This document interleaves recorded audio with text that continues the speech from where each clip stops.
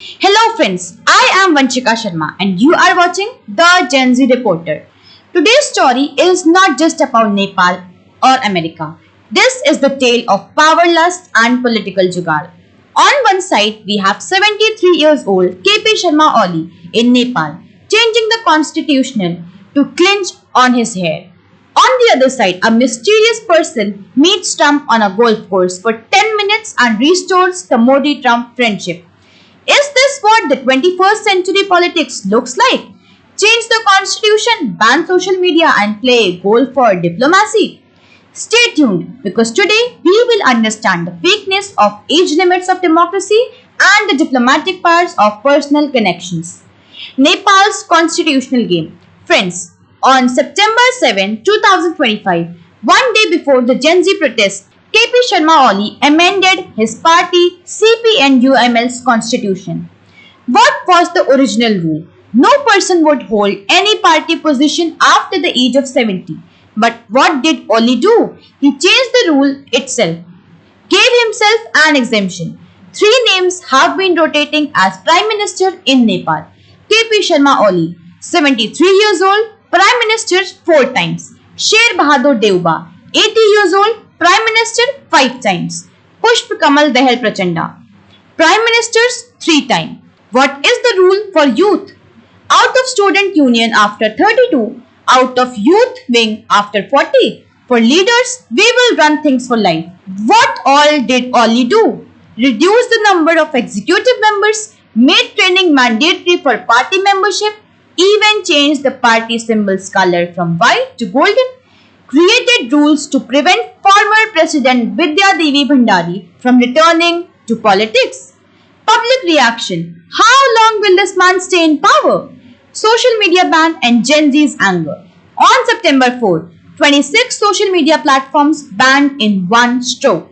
Government's excuse: need to control fake accounts and hate speech. The real reason? The Nepal Kids campaign was running, exposing the luxury lifestyles of politicians' children.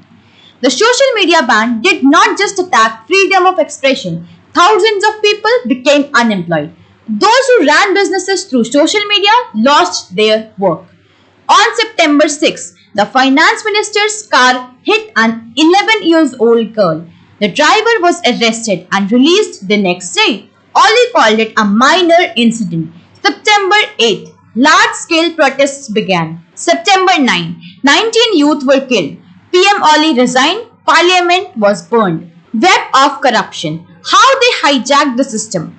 Policy decision immunity. No investigation possible on any cabinet decision. Captured anti-graft constitutional body by placing loyal bureaucrats. Big fishes are never caught. Oli illegally converted tea estates into commercial plots. Deuba faced commission allegations in aircraft deals. Prachand embezzled peace process funds meant for Maoist guerrillas. Deuba's wife involved in fake Bhutan citizenship scandal, sending Nepalis to America as refugees. Result? Small politicians and bureaucrats got caught. Big fishes are always remaining safe. Media complicity. From 1991 to 2026, press freedom, private investment and vibrant media. After 2026, we caused regime change. Now protecting them is our duty. Result? Media abdicated its role on corrupting issues. Similar pattern is in India too. Coincidentally, Modi ji was going to turn 75 on September 17. RSS chief Mohan Bhagwat's statement: won't retire at 75, will run the shakhas even at 80. Pay attention to the World Bank report. Nepal situation. GDP grew but jobs were not created. Economic inequality increased. 82% people work in the organized sector. Economic inequality increased. 82% people worked in the unorganized sector. India is similar too. GDP figures look good. Ground reality is different. Murli Manohar Joshi gave a presentation to RSS. GDP politics is not right. Inequality is increasing. Golf course mysterious diplomacy. The secret formula of Modi-Trump friendship.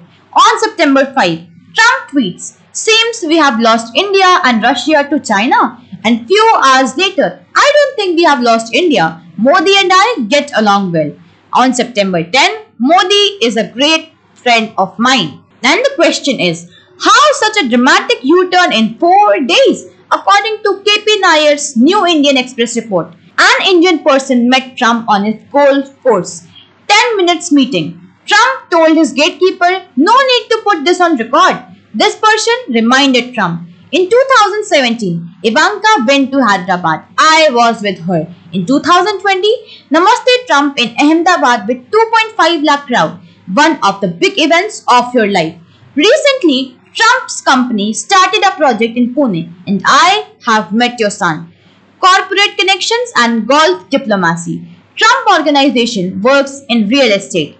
Has expansion plans in India too. US-India Golf Championship was supposed to be held at Trump's Golf Club in New Jersey. It was planned for August 21 and got cancelled. 1 week later, mysterious person met on golf course. Organized championship was cancelled. Personal meeting arranged. Trump's heart is melted. And the questions arise. Was this just a coincidence? What was the role of corporate interests? Is there a connection to the future deals?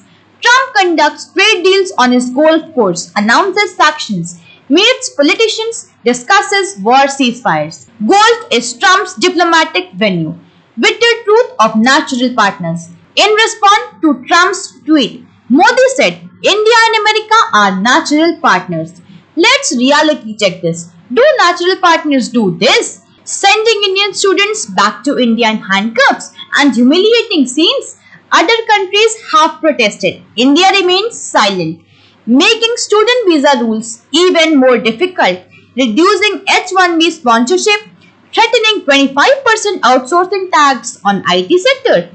Trump has claimed 85 times that he broke the ceasefire. Modi ji suffers political damage, but Trump doesn't care. No natural partners on friends does this. Pakistan made anti-terror chief in SCO. SCO meeting was grandly publicized. Modi ji's photos from every angle went viral. Result, Pakistan got the chairmanship of SCO's regional anti-terrorist structure. Pakistan's reaction. How much members countries trust us? Pakistan's claim, we are a frontline state against terrorism. Media's double standards. If it were UPA government, headlines would be running. Resign from PM post or separate from SCO. Under Modi's government, complete silence. In SCO statement, equal condemnation of India's Pahalgam attack and Pakistan's Zafar Express attack. Suhasini Haidar's point, how can attacks on unarmed civilians and attacks on security forces be considered equal? What should Gen Zs learn? Nepal's lesson. Patience is needed in diplomatic institutions. Violence doesn't break system change, it brings anarchy. Result of hijacked movements is dictatorship. Psychology of power.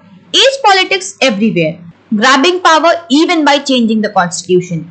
Corporate connections. Business deals in the name of natural partnerships. Media's complicity. Not covering the real issues. We should ask the questions. Why are the age limits necessary in diplomacy and democracy?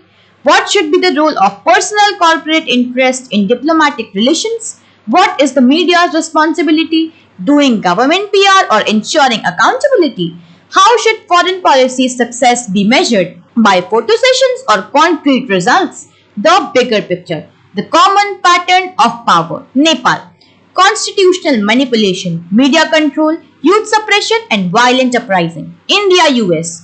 Personal connections, corporate interests, PR management and diplomatic success. Gen Z's role. Nepal's youth showed that organized resistance is possible, but the path of violence is counterproductive. Democratic means must be used. Need for the accountability. Leaders should know public service is greater than personal corporate interests. Media must become a watchdog, not a lapdog. Citizens must participate informedly. The Gen Z's reporters promise, friends, from Nepal to America, it's the same pattern. Power consolidation, media's manipulation and corporate influence. Our message is clear. The Constitution is a secret document. Should not be changed for personal convenience. Diplomacy should be transparent, not secret golf course deals. Media literacy must be increased, understanding the difference between PR and journalism. And your task. Support age limits. Fresh blood is necessary in democracy. Critically analyze the foreign policy. See ground reality beyond the headlines. Track corporate influence. Who benefits from which policy? Participate democratically but avoid the path of violence. And the final message. Power corrupts, but informed citizen can keep it in check. If you like this analysis, please like, share and subscribe and tell us in the comments. Should India also have age limits for political positions, and should golf course diplomacy be transparent? Goodbye from the Gen Z Reporter. Keep questioning power until you get the answers.